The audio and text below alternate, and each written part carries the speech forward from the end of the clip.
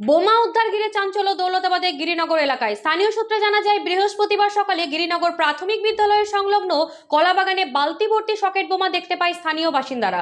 জমির মালিক কলাবাগানে কলা আনতে গিয়ে বালতি ভর্তি সকেট বোমা দেখার পর আতঙ্কিত হয়ে পরে খবর পৌঁছায় দৌলতাবাদ থানায়। ঘটনাস্থলে আসে পুলিশ, এলাকা ঘিরে টহলদারি শুরু করে তারা। পরে বোম স্কোয়াডের কর্মীদের খবর দেওয়া হলে ঘটনাস্থলে এসে 5টি সকেট বোমা নিষ্ক্রিয় করায়। কে বা কারা কি কারণে বোমা মজুত করেছিল তার তদন্তে নেমেছে দৌলতাবাদ থানার পুলিশ। ওই ঘটনাকে ঘিরে আতঙ্ক দেখা দেয় এলাকাবাসী ও স্কুল পড়ুয়াদের মনে। শুনেছিলাম না পুলিশের গাড়ি আসলো, তারপর আমরা পুলিশের গাড়ির পিছে পিছে আসলাম যে কি ব্যাপার, পুলিশ কোথায় আসলো তাই বলে দিয়ে এসে ওই স্কুলের ওখানে দাঁড়ালো।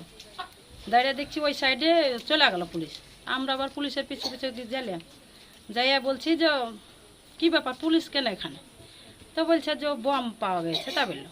তা আমরা বমের ওখানে গেলাম, আমরা স্যারকে বললাম কোনোদিন তো দেখিনি, আমরা দেখে আসি। আমরা যাইয়া বম দেখে আসলাম। বালতিতে ছিল 4টে আর একটা পড়েছিল, দেখে আসলাম। এসে তো এরকম ঘটনা কোনোদিন তো ঘটেনি গিরিনগরে, এবারে প্রথম আমরা দেখছি।